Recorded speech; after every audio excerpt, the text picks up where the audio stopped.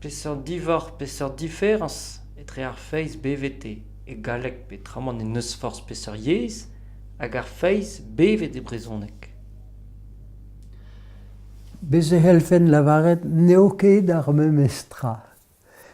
Gousgoude e endonde deo ar memestra, met gant diliad disinvel. Rag pa lavaran an aotrou doue ne lavaran ket ar memestra eget Dieu. Mose eo. Pa lavaran Jesus va alver e lavaran en drabenag hag a gomz ouzin. Ar gerioù e brezhoneg o deus en diazez. Bezo deus un istor, bezon eus bevet ar pezh a zo.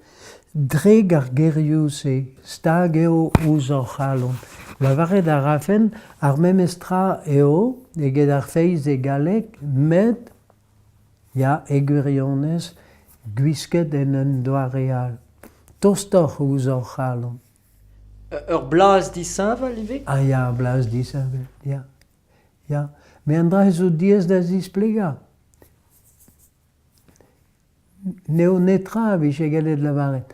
Met santo d'arer beze oan en overn en unan eus ar parechou amant disul diveza, hag a ze en overn ze en eus bet netra e brezhoneg, nemet a greistout da fin ar prefas ar santel.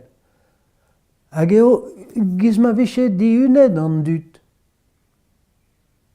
Perak. E eo, un drabenag a zo, a ze gant ar brezhoneg, peogwir or feiz a zo bet soubet brezhoneg a baouer ar pen kenta.